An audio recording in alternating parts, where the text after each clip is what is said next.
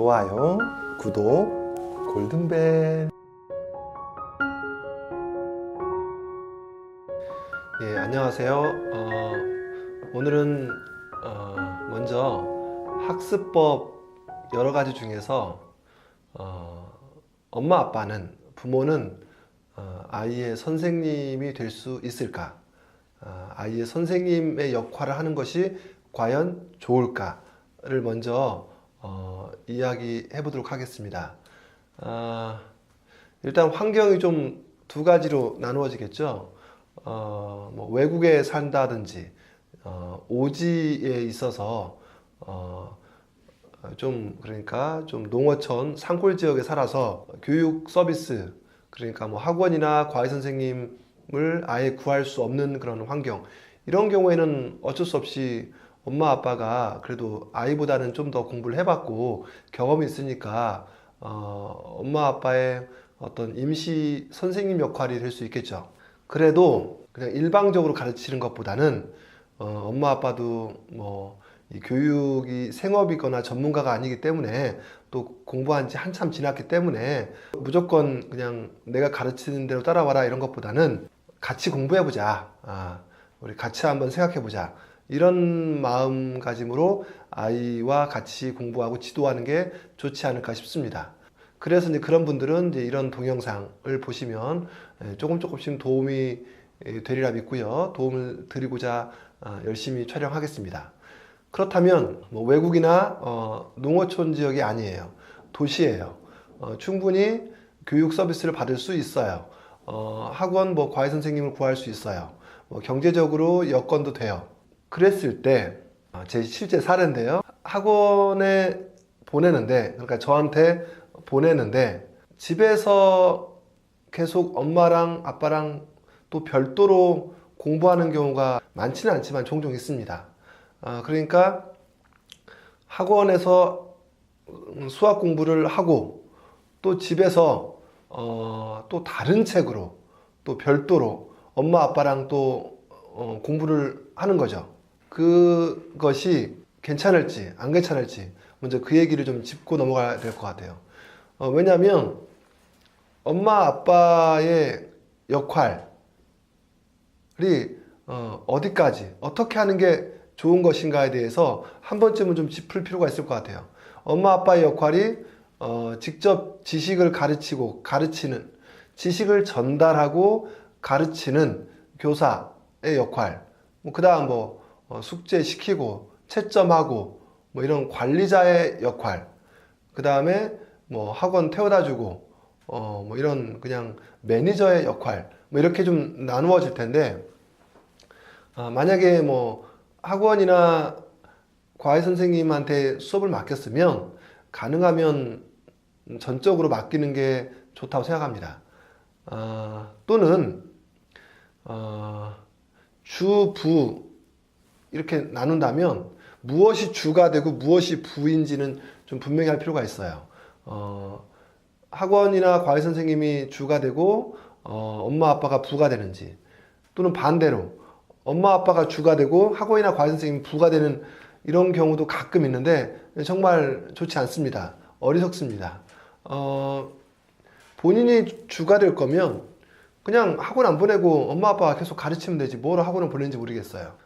어떤 경우가 있냐면 학원을 그냥 검사받는 곳, 그냥 우리 아이가 뭐 잘 수업했는지 그냥 확인받는 용도로 보내는 그런 부모님들 가끔 계시고요. 두 번째는 이제 집에서 엄마 아빠가 아이를 이끌고 막 나가기가 힘든 면이 있으니까, 또 규칙적으로 정기적으로 나가는 게 힘든 면이 있으니까 엄마 아빠가 학원에서 원하는 거는 일단 진도로 쭉쭉쭉 나가주세요. 그랬을 때 뭐 틀린 문제나 모르는 문제나 뭐 그런 건 집에서 엄마 아빠 내가 해결할 테니까 학원은 그냥 진도 쭉쭉쭉 나가주세요. 그러면 나머지 뒤치다거리는 엄마 아빠 저희들이 하겠습니다. 뭐 이런 분들도 있습니다. 그게 과연 가능할까요? 불가능하고요. 별로 좋지도 않습니다. 엄마 아빠가 지식적으로 아이의 부족한 부분을 정교하게 제대로 메꾸는 거 거의 불가능합니다. 정말 생업이거나 전문가 아니면 힘듭니다. 보통 어른들이 어떤 지식, 어떤 수학 문제를 풀 수 있다면 나 이거 풀 수 있어. 그럼 당연히 이거 가르칠 수 있지. 이렇게 생각하시는데 내가 풀 수 있는 거하고 가르칠 수 있는 거하고는 별개예요. 풀 수 있는 건 일단 결과적으로 답을 구하는 거죠. 근데 가르친다라는 거는요, 모르는 사람이 이해하도록 만들어주는 거기 때문에 어떻게 전달해야 상대방이, 내 아이가, 어린 학생이 이해할 수 있는가에 대한 관심과 고민이 있어야 돼요. 그리고 두 번째는 학습을 결과 중심으로 하면 안 돼요. 그러니까 답만 구하려고 하면 안 돼요. 특히 수학은 더 그렇습니다. 문제를 풀 때마다 이게 왜 그런지, 항상 왜 그럴까? 답할 수 있어야 됩니다. 먼저 왜 그런지가 해결된 다음에 그 다음에 훈련하고 답을 구하는 거예요. 예를 하나 들어보겠습니다. 5 더하기 4 곱하기 3이 있으면 보통 집에서 엄마 아빠들이 어떻게 가르치겠습니까? 우리가 공부한 대로, 옛날에 공부한 대로 곱하기 먼저 하고 5 더하기 12, 5 더하기 10이니까 답은 17 이렇게 계산하면 돼, 이렇게 따라해, 이렇게 시키겠죠. 그러면 아이가 곱하기 먼저 하는 거야? 알았어, 나도 그렇게 할게. 그냥 이렇게 기계적으로 연습합니다. 이렇게 공부하면 그냥 이렇게 결과만 받아들이고 그냥 이렇게 외워서 공부한 학생들은 나중에 중학교, 고등학교 가서 결코 수학을 잘할 수 없습니다. 어렸을 때부터 수학적 마인드, 태도가 좋아야 됩니다. 무슨 말이냐면 좋은 선생님 또는 좋은 학생이라면 여기서 반드시 잠깐만요. 근데 왜 곱셈 먼저 해야 돼요? 이렇게 반드시 왜라는 걸 꺼낼 수 있어야 돼요. 그럼 그때 가서 선생님이나 또는 엄마 아빠가 왜 그렇지? 그때 한번 생각해 보겠죠? 사실은 좋은 선생님이라면 그것조차도 미리 준비가 돼 있어야 돼요. 그리고 곱셈을 먼저 하고 답을 구하면 된다라는 거 얘기하기 전에, 결론을 내기 전에 왜 곱셈을 먼저 해야 되는지 이유를 먼저 설명하고 앞으로는 곱셈 먼저 해서 빨리 답을 구하자. 먼저 이유, 원인을 먼저 알려줘야 돼요. 모든 게 다 그렇습니다. 근데 집에서 엄마 아빠들이 이게 가능하겠어요? 하나만, 자, 그 이유는 나중에 별도로 하겠습니다. 하나만 더 해보겠습니다. 4분의 3 나누기 8분의 7 이런 분수의 나눗셈이 있을 때 우리가 어떻게 가르치고 연습했죠? 분수의 나눗셈은 뒤에 곱하기로 나누기가 곱셈으로 바뀌면 뒤에 수는 분자 분모가 뒤바뀐다. 즉 역수가 된다. 그래서 뭐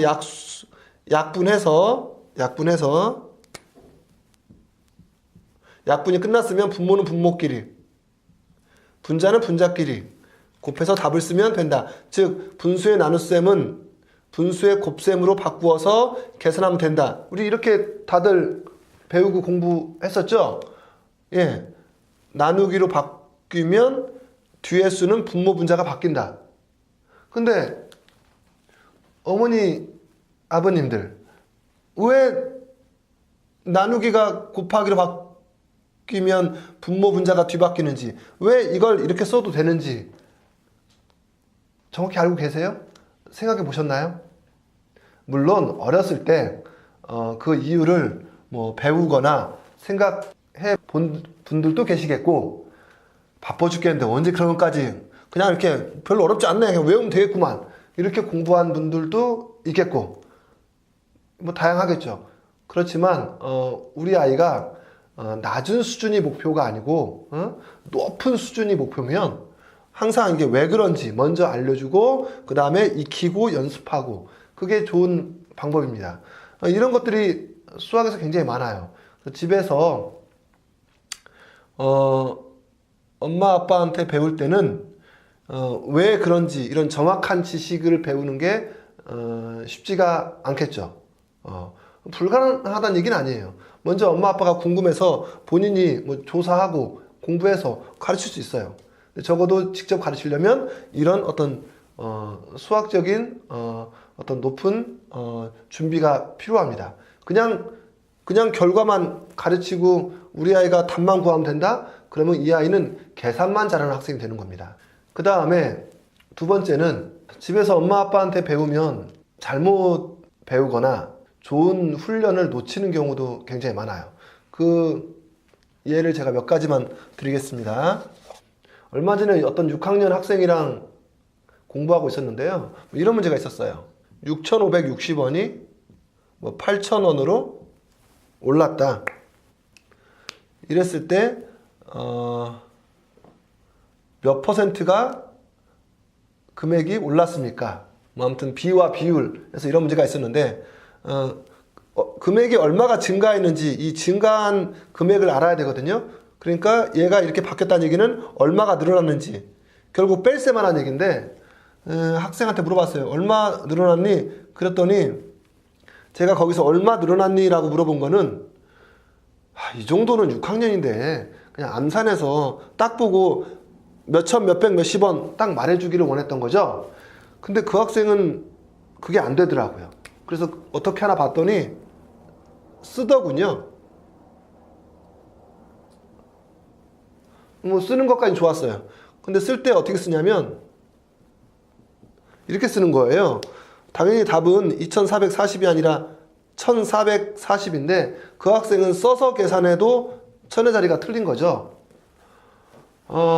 계산력이 부족한 거고 훈련이 덜 된 거고 써도 안 되니 해야 할 게 많은 거죠.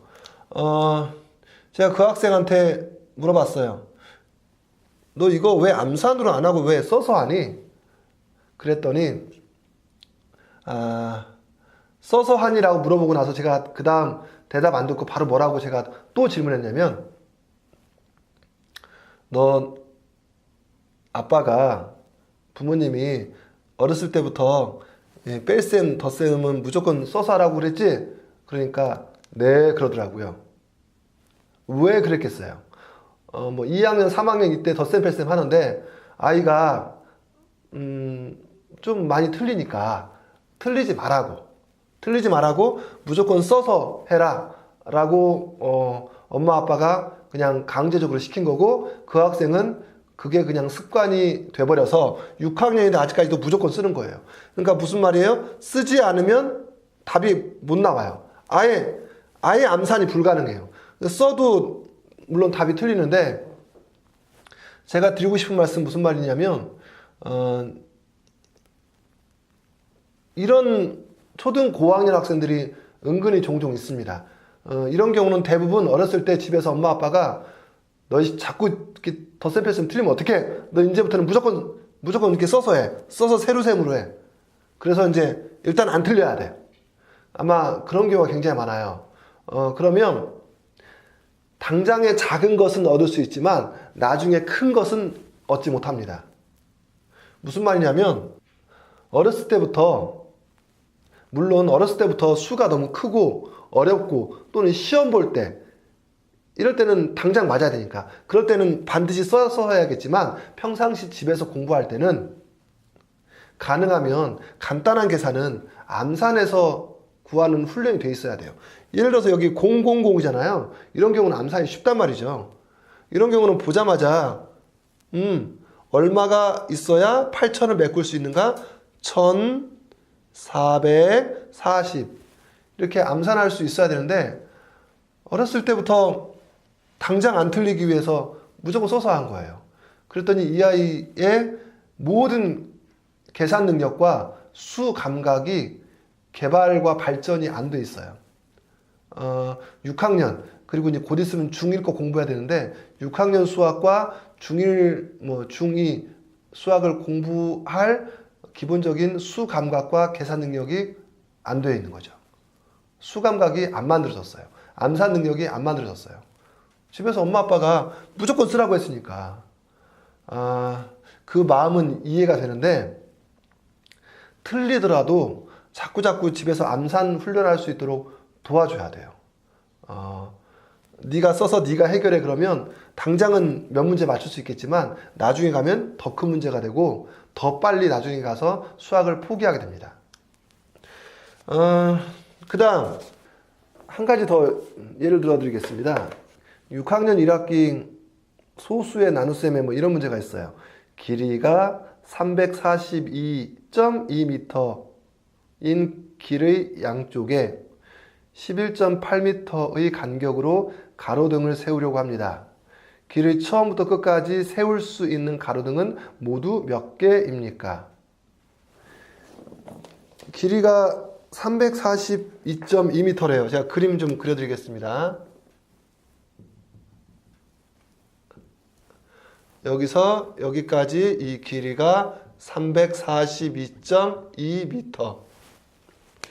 그런데 처음부터 이렇게 가로등을 세웁니다. 가로등 간격은 11.8m입니다. 양쪽이라는 거는 특별한 건 없고 두 줄이라는 뜻입니다. 두 줄. 이쪽 줄, 이쪽 줄. 이때 가로등은 모두 몇 개입니까? 이 문제를 어떤 학생이 푸는데 자꾸 틀리는 거예요. 나중에 어떻게 푸나 봤더니 먼저 342.2 나누기 11.8을 했더니 29, 이 직접 나눗셈을 생략하겠습니다. 양쪽 두 줄이니까 29가 두 줄, 그래서 58개의 가로등. 이렇게 답을 쓰는 거죠. 결과적으로 이거는 답이 틀렸어요. 올바른 답은 29에서 하나를 더 껴준 다음에 30이 이쪽 줄에 30개, 이쪽 줄에 30개. 두 번 해서 60개가 올바른 정답인데, 이 더하기 일이 해결이 안 되는 거예요. 왜 2를 더해야 되는지. 그 학생은 도무지 6학년 학생인데 동의가 안 되는 거죠. 이해도 안 되고. 자, 그러면 수업할 때 이런 학생이 나타나면 어떻게 해야 될까요? 야, 인마, 앞으로는 무조건 더하기 1이야. 알겠어? 외워. 그냥 그렇게 풀어. 그래도 못 풀면 네 팔자지.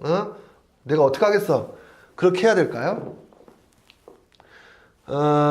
책임감이 있고 그 학생을 반드시 이 문제를 스스로 풀 수 있는 학생으로 만들려면 그렇게 하면 안 되겠죠. 어머니 여러분, 아버님 여러분, 또는 이 영상을 보시는 뭐 가르치는 게 직업이신 선생님들, 어떻게 하셔야겠어요? 이거를?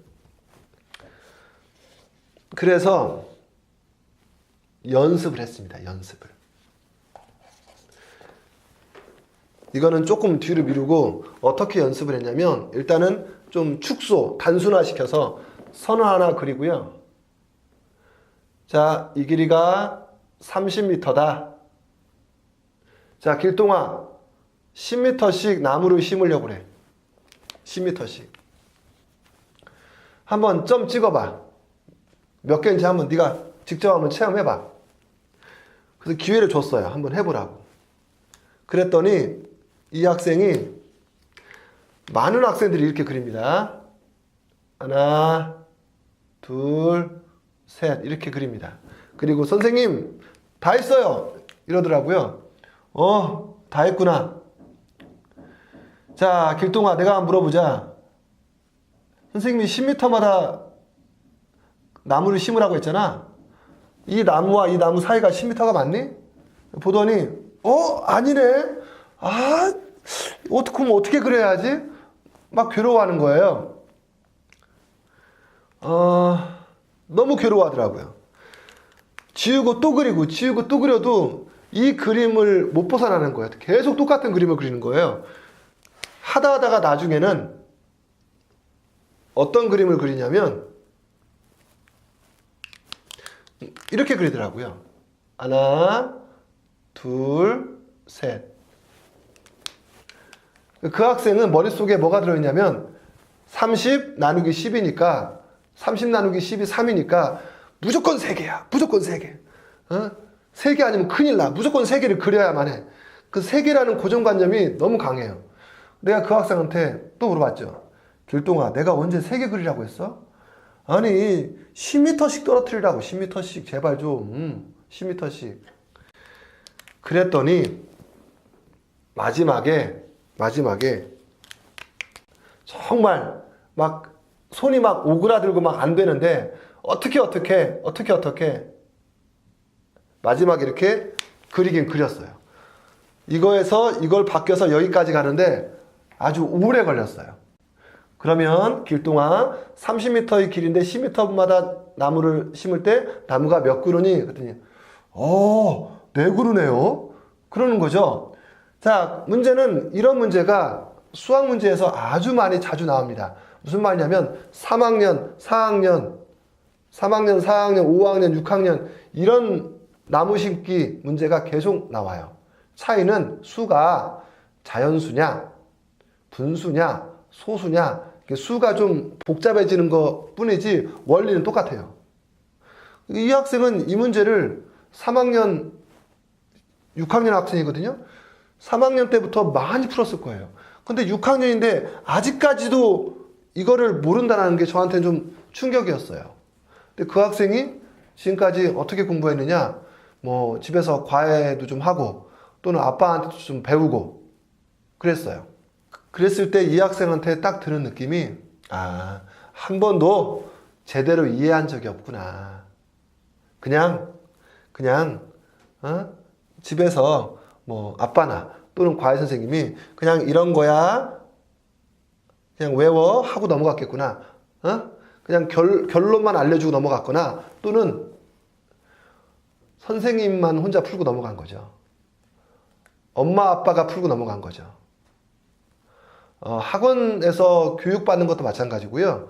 특히 집에서 엄마 아빠랑 교육받는 것은 더 그런데 절대로 엄마 아빠가 수학 문제를 풀면 안 돼요. 아니 애가 풀어야 애의 수학 교육이지 엄마 아빠 같이 앉혀놓고 엄마 아빠가 풀면 그게 무슨 공부냐고.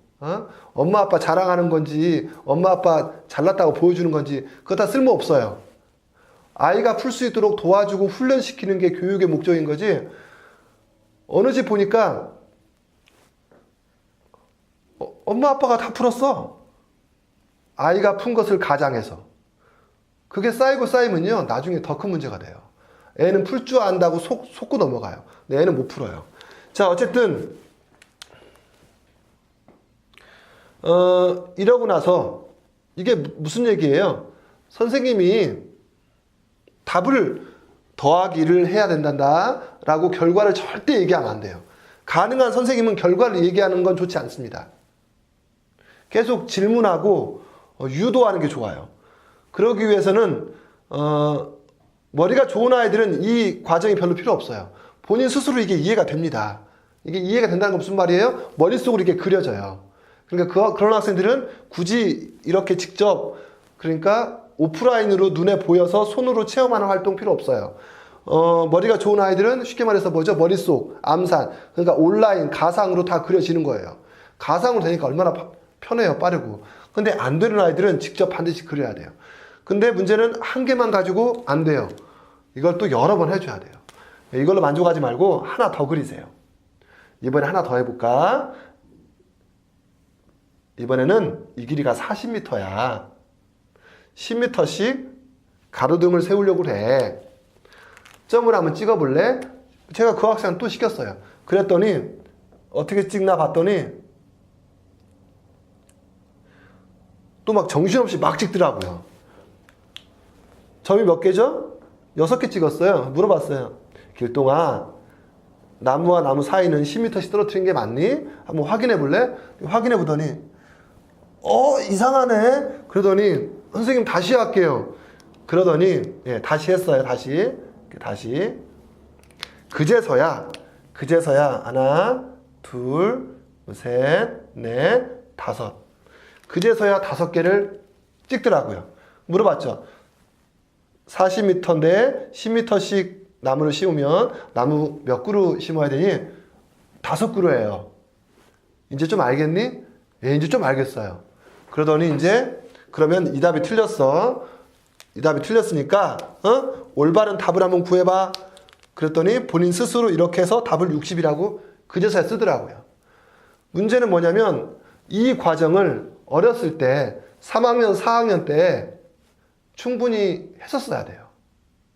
혹시 우리 아이가 또는 내가 가르친 학생이 이걸 잘 이해를 못한다. 이걸 이해 못하는 학생들 굉장히 많습니다. 특히 어린 학생일수록. 이렇게 직접 점 찍을 수 있도록 체험을 시켜줘야 돼요. 만약에 막 5명, 10명씩 떼거지로 수업하는 수업이 학원이에요? 그러면 잘하는 애들은 이렇게 넘어가겠고 안 되는 애들은 또 답을 이상하게 쓰겠죠? 그런 애들은 학원 수업, 그 전체 수업 끝나고 따로 남겨놓고 이걸 가르치고 이렇게 훈련시키고 직접 해보라고 하든지 뭐 그래야지 수업 끝났으니까 그냥 다 집에 가? 그러면 그 학생은 이 문제 계속 틀려요. 문제는 5, 6학년 됐을 때 스스로 교정이 되는 경우도 있고요. 계속 교정이 안 되는 경우도 있어요. 장담할 수 없는 겁니다. 그러니까 학원에서도 그냥 전체 수업이니까 안 되면 어쩔 수 없지. 그거 뭐 학생 팔짱거지 뭐 그것까지 어떻게 학원에서 1대1 과외 수업도 아니고 떼거지 수업인데 어떻게 한 명 한 명 이걸 다 해주나요? 물론 뭐 그건 그렇게 얘기하고 그건 충분히 이해가 되는데 그래도 내가 가르치는 내 학생에 대한 좀 책임감과 애착이 있다면 이렇게 남겨서 이런 작업들을 반드시 해주시면 좋을 것 같아요. 엄마 아빠들은요 학원 보내면 학원에서 다 해준다고 큰 착각 속에 빠지고 있습니다. 1대1 수업을 해도요 과외를 해도 이거 안 해주고 그냥 이런 거야 하고 넘어가는 경우 되게 많아요. 학원이나 과외 선생님도 그런데 집에서 엄마 아빠들은 이게 되겠어요? 당연히 안 되죠. 제가 한 가지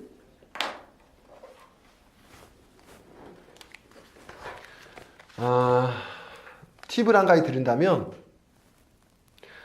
좋은 건 좋은 거니까 좋다고 인정할 거 인정해야겠죠. 뭐 제가 광고가 목적은 아닙니다.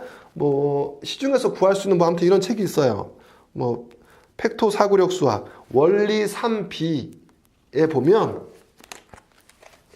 뭐 이게 보이시나 모르겠는데 지금 이 문제를 아이들이 직접 체험해보는 그런 페이지가 있어요. 직접 점을 찍어봐라.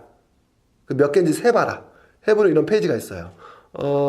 머리가 좋고 뭐 상상력이 좋은 아이들은 이 오프라인 활동을 꼭 할 필요 없지만 그렇지 않은 아이들은 직접 체험해보는 거 매우 의미가 큽니다. 그러니까 일반적인 교과 문제집, 뭐 3학년 1학기, 4학년 1학기 그런 책들에는 이런 게 없어요. 없어서 그냥 쉽게 말해서 알아서 풀란 뜻이에요. 근데 아무튼 이런 사고력 책에는 이렇게 직접 이렇게 점 찍어보고 이쪽도 점 찍어보고 이쪽은 일직선, 이쪽은 동그라미. 동그라미인 경우는 또 조금 달라요. 뭐 그것까지 안 하겠습니다. 그래서 확실히 이런 걸 어렸을 때 뭐 2학년, 3학년, 4학년 때 경험해본 아이들은 훨씬 감이 있기 때문에 도움이 되겠죠. 그렇다고 모든 학생이 다 이 책을 공부하라 뭐 그런 뜻은 아니에요. 이 책 안 하고도 충분히 서울대 갈 수 있어요.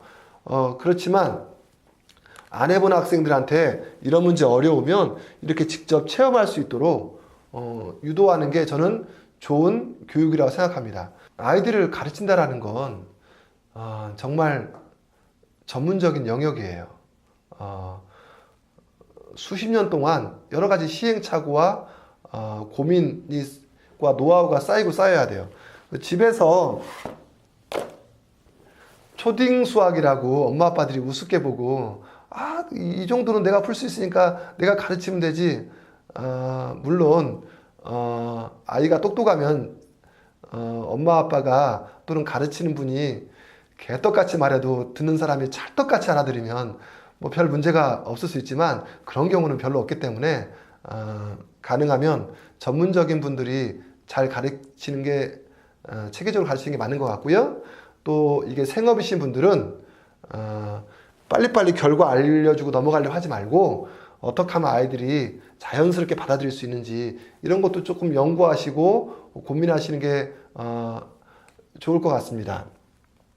어쨌든 집에서 엄마 아빠랑 공부하는 게 별로 좋지 않다라는 걸 여러 가지 말씀드렸는데 뭐 한 가지만 더 부연 설명을 조금 더 드리겠습니다.